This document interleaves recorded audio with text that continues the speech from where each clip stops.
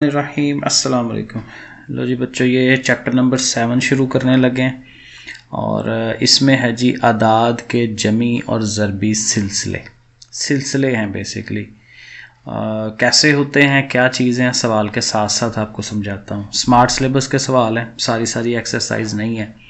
मश्क number 7.1 करने लगे हैं, ठीक है जी। ओके, अब देखें पहला सवाल है क्या। कहता है जी पहली 3 रकूम लिखें, ठीक है। इतना उसने कहा, 3 रकमें हमें बतानी है आपने, और ये उसने सवाल में फार्मूला हमें दिया हुआ है। और ये फार्मूला क्या कह रहा है, ए एन बराबर है n+3। एन का मतलब होता है कि कोई भी रकम आप इसमें लिख सकते हैं, 1 2 3 4 5 कुछ भी। अब उसने कहा ना पहली 3 रकमें मालूम करें, तो हम क्या करेंगे कि n की जगह एक दफ़ा 1 लगाएंगे, एक दफ़ा 2 लगाएंगे, एक दफ़ा 3 लिखेंगे उसकी जगह पे। तो उससे क्या होगा, 3 रकमें मिल जाएंगी।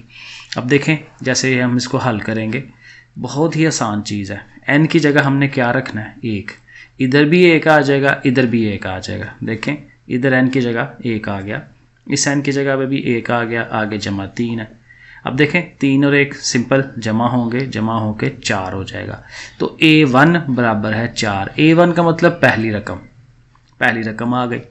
अब जब हमने दूसरी रकम लेनी है तो n की जगह 2 लगा लेंगे। तो उसी तरह जहाँ जहाँ n है वहाँ वहाँ 2 लिख देंगे, 2 2 जमा 3 और 2 जमा 3 5 हो जाएगा। तो दूसरी रकम 5 आ गई। जब हमें तीसरी रकम लेनी है, n की जगह पे 3 लिख देना, इधर भी 3 इधर भी 3, 3 जमा 3 6 हो जाएगा। तो तीसरी रकम 6 आ गई। तो क्या क्या आया आंसर हमारा, 4 5 और ये 6, 3 रकम हमने निकाल दी उसे। देखें इस तरह से काम है, बहुत ही आसान चीज़ है ये चैप्टर थोड़ा इजी है, कोई इतना मुश्किल चीज़ें नहीं है। अगला सवाल देखें जी, 7वां सवाल नहीं 8वां है। 8वें सवाल का उसने फार्मूला दिया हुआ है, an बराबर है 3n-5। वही रूटीन याद रखनी है, n की जगह हमने 1 लगा देना है। तो देखें n की जगह पे इधर भी 1, इस n की जगह पे भी 1। यहाँ पे 3 और n ज़रब खा रहे हैं, ये याद रखना है, मल्टीप्लाई हो रहे हैं। तो हमने 3 और 1 को, जब हमने n की जगह 1 लिख दिया तो 3 को 1 को ज़रब देंगे, 3 1 बार 3, साथ ये -5 है। कैलकुलेटर पे करके देखें, 3 - 5 कितना होगा, -2। माइनस की अलामत साथ आनी है, तो a1 जो है -2 हो जाएगा। फिर हमने 2 लिखना है n की जगह पे, इधर भी 2 लिख दिया, इधर भी 2 लिख दिया। फिर 3 2 बार 6 हो जाना है, -5 साथ है और 6 में से 5 निकालेंगे तो 1 आ जाएगा। कैलकुलेटर यूज़ करें। मैं आर्ट्स के बच्चों को यही कहता हूँ कि हमारे आर्ट्स के बच्चे थोड़े वीक होते हैं, तो छोटी से छोटी चीज़ भी कैलकुलेटर पे किया करें, तो आपको गलती ना लगे और आपका आंसर सही आए, ठीक है। अब हमें तीसरी रकम चाहिए, तो n की जगह पे इधर भी 3 इधर भी 3, फिर वही मल्टीप्लाई होने हैं, 3 3 बार 9 हो जाएगा, 9 में से 5 निकालेंगे 4। तो वो तीनों रकमें जो आई हैं -2 1 और 4 वो आप लिख दें, सही है। ओके आगे चलते हैं। अब ये IX वाला सवाल है, यानी 9वां सवाल। यहाँ पे भी उसने ये एक फार्मूला टाइप हमें दे दिया है, an बराबर है n-1 और इंटू फिर ये an-1 है। ये थोड़ा सा ध्यान रखना है, यहाँ n-1 है। और हाँ, इस सवाल के अंदर उसने पहली रकम दे दी हुई है खुद से, ये सवाल में दिया हुआ है उसने कि a1 जो है वो 1 के बराबर है, ठीक है। अब देखें हमने फिर n की जगह 1 नहीं लगाना, क्योंकि पहली रकम तो है हमारे पास। तो अब हमने n की जगह पे 2 से शुरू करना है, तो जहाँ जहाँ n है वहाँ वहाँ 2, इधर भी और इधर भी। तो देखें वो हमने लगा के ये लिख लिया, इधर भी 2 आ गया, इधर भी 2 आ गया, इधर भी 2 आ गया। अब ये 2 और 1 जमा हो रहे हैं ना, 3 हो जाएगा। और ये देखें 2 में से 1 यहाँ माइनस हो रहा है, और ये नीचे करके लिखा हुआ है, ये ऊपर नहीं है नीचे है। 2 में से 1 निकालें 1, तो 3 ये और साथ a1। अब a1 है हमारे पास, पहली रकम सवाल में उसने दी हुई थी, a1 जो है वो 1 है। तो ये 1 वैल्यू जो है ना, a1 की जगह पे हम पुट करा देंगे। सो 3 1 बार 3 हो जाएगा। तो हमारी जो a2 यानी दूसरी रकम आई है वो 3 आ गई, पहली रकम तो हमारे पास पहले से ही है 1। अब हमें 3 लगाना है n की जगह पे, जहाँ जहाँ n है फार्मूले में वहाँ वहाँ 3 लगा दें। अब ये 3 और 1 4 हो जाना है, और यहाँ 3 में से 1 माइनस होगा तो 2 आ जाएगा।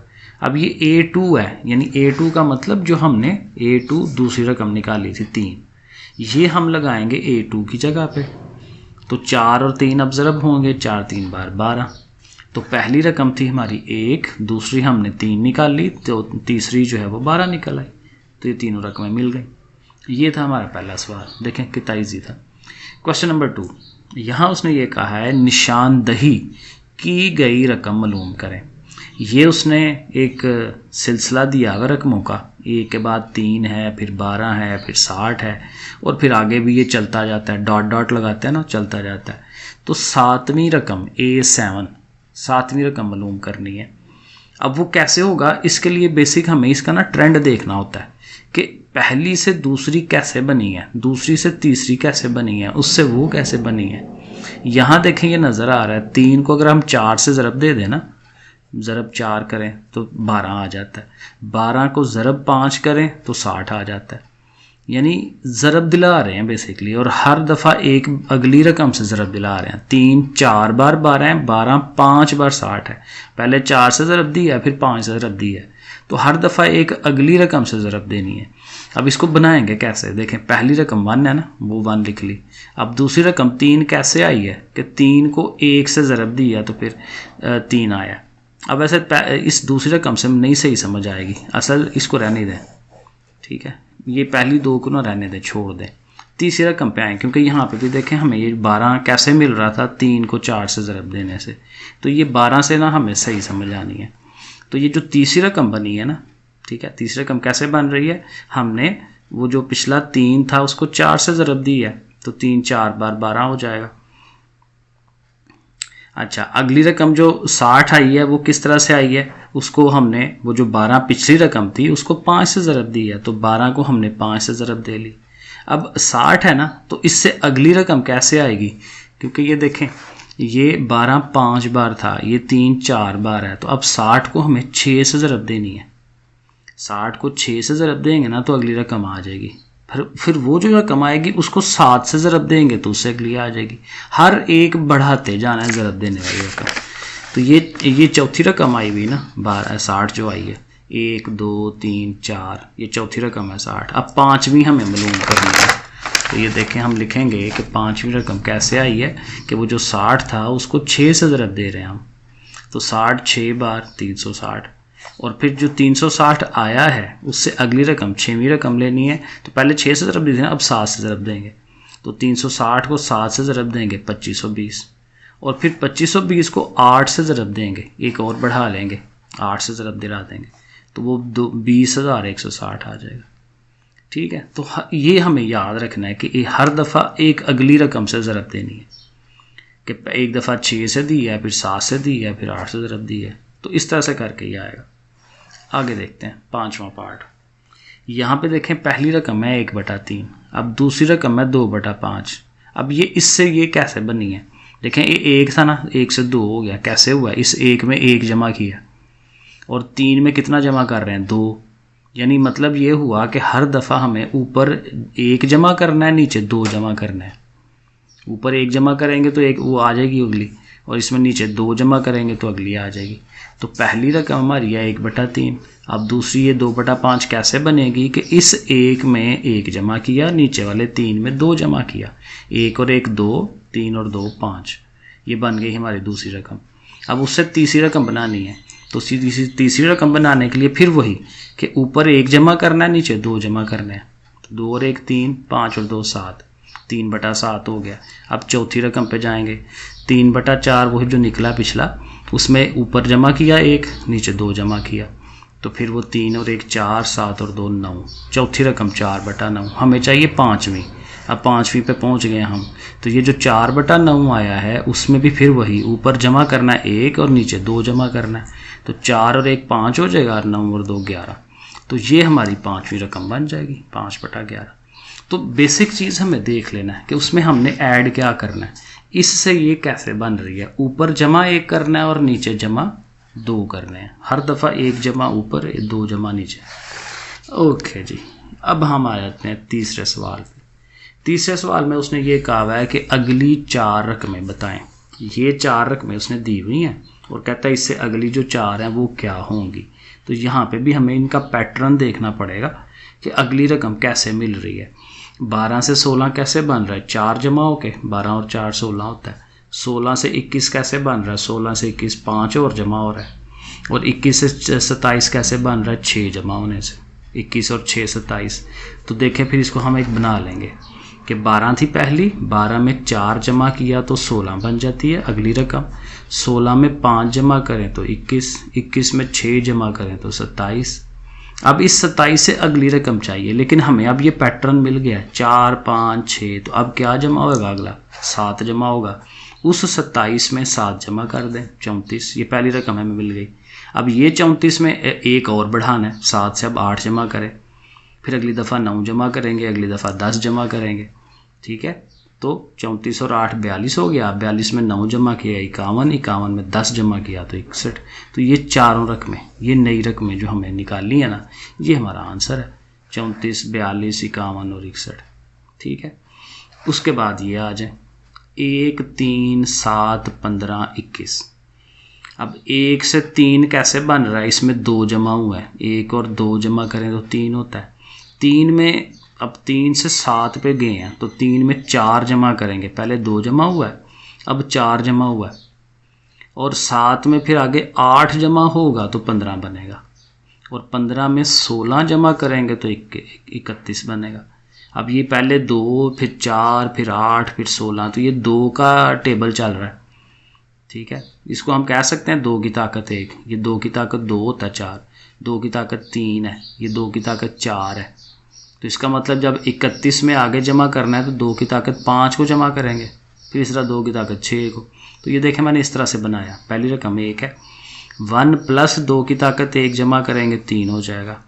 3 जमा 2 की ताकत 2, 2 की ताकत 2 कैलकुलेटर पर देखें 4 आता है, तो 3 जमा 4 करेंगे 7 हो जाना। ठीक है, एक पैटर्न बन जाएगा हमारे पास ना। 7 में 2 की ताकत 3 जमा करना है 15, 15 में 2 की ताकत 4 को जमा करेंगे, 2 की ताकत 4 जो है वो कितना होता है 16 होता है, तो 15 और 16 31 हो जाता है।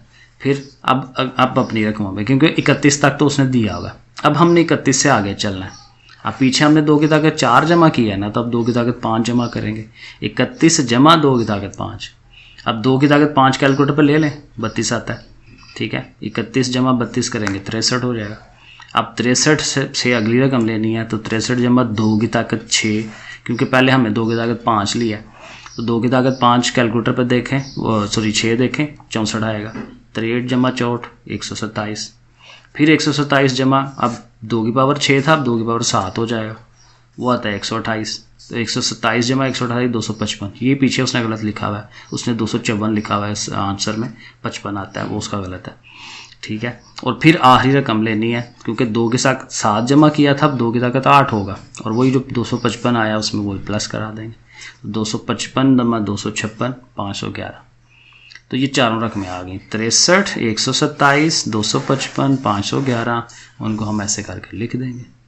तो ये थोड़ा सा ज़रा देखना पड़ता है। और इसका आखिरी सवाल ये बहुत ही आसान सा है, सीधा सा है, क्योंकि इसमें कोई ख़ास काम नहीं है। देखें सिंपल 4 4 हर दफ़ा जमा हो रहा है, 4 में 4 जमा करें तो 8, 8 में 4 जमा करें 12, 12 में 4 जमा करें 16। तो बेसिकली हर दफ़ा 4 4 जमा करने से अगली रकम आ रही है। तो फिर इसका मतलब क्या हुआ, 16 से अगली रकम क्या होगी, 16 में 4 जमा करेंगे 20, 20 में 4 24, 24 और 4 28, 28 और 4 32। ये हमारे आंसर आ जाएंगे, इनको हम ये लिख देंगे ऐसे लाइन में। तो ये ज़्यादा आसान सवाल है, क्योंकि इसमें एक ही रकम है 4 जो हर दफ़ा जमा होती है। सही है, तो ये थोड़ा सा इन सवालों को रट्टा मारना है और समझ के रट्टा मारना है, फिर ये हो जाएगा।